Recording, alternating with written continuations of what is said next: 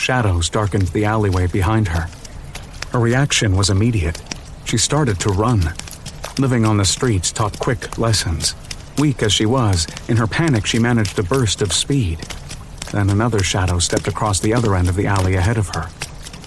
She froze, then turned to see a group of thugs moving up behind her. At their rear was the man who had robbed her a few weeks ago, the one who had taken her dress. He looked chagrined. Sorry, Princess. Bounty just got too high. Took me blasted long enough to find you, though. You did a great job of hiding. Vivenna blinked, and then she simply let herself slide down to the ground. I just can't take any more. She wrapped her arms around herself. She was exhausted, completely.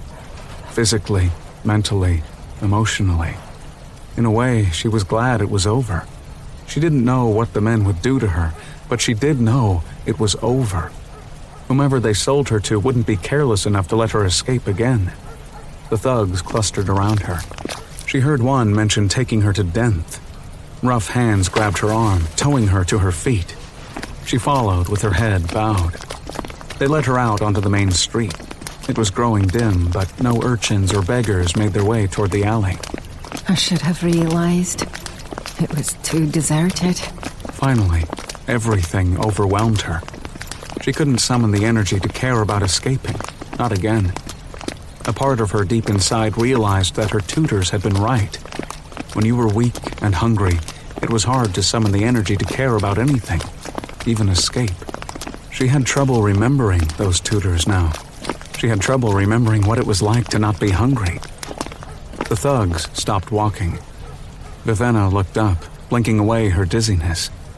There was something in the dark, wet street in front of them. A black-hilted sword. The weapon, silvery sheath and all, had been rammed into the dirt. The street grew still. One of the thugs stepped forward and pulled the sword from the ground. He undid the sheath's clasp. Vivenna felt a sudden nausea, more a memory than a real sensation. She stumbled back, horrified. The other thugs, transfixed, gathered around their friend. One of them reached for the hilt. The man carrying the sword struck. He swung the weapon, sheath and all, into the face of his friend. A black smoke began to twist off the sword, rising from the tiny sliver of black blade that was visible. Each one scrambled for the sword. The man holding it continued to swing, the weapon hitting with far more force and damage than it should have. Bones broke. Blood began to run on the cobblestones. The man continued to attack, moving with stunning speed. Vivenna, still stumbling backward, could see his eyes. They were terrified. He killed his last friend, the one who had robbed her on that day and now seemed so long ago, by slamming the sheathed sword down against the man's back. Bones cracked. By now, the clothing on the sword wielder's arm had disintegrated, and a blackness, like vines growing on a wall, had twisted up around his shoulder. Black, pulsing veins that bulged out of the skin. The man screamed a piercing, desperate cry. Then he twirled the sword around and rammed it, sheath and all, through his chest. It cut skin, flesh, and bone, although the sheath didn't look sharpened. The man stumbled to his knees, then slumped backward, twitching, staring up into the air as the black veins on his arm began to evaporate.